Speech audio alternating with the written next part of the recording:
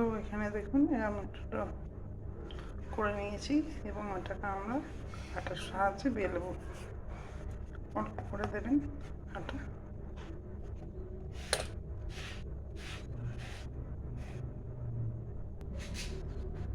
খুব বড় করবার দরকার নেই, জাস্ট এরকম সাইজ মোটামুটি হলেই হবে।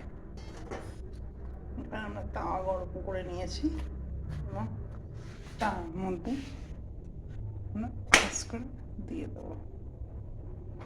আমি গ্যাসের ফ্লেমটা অন করে দেবো,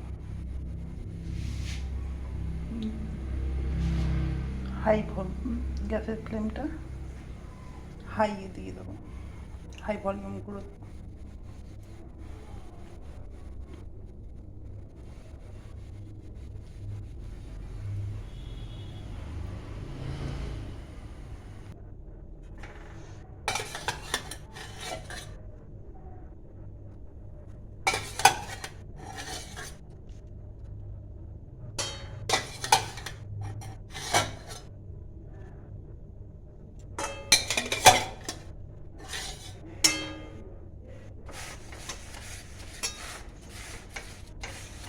আমরা তেল ব্রাশ করে নেব।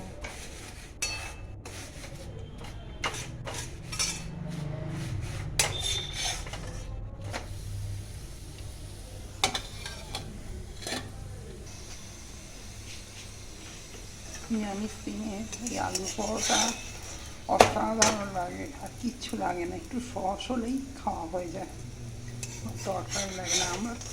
আমাদের বাড়ি আমার শ্বশুর শাশুড়ি সবাইকে এমনিই খেয়ে নেয়, সামনে এমনি খেয়ে নেয়। আমার একটু সসের দরকার, আমি এই কিষানের সসটা ব্যবহার করি খাওয়ার সময়, অসাধারণ লাগে। জাস্ট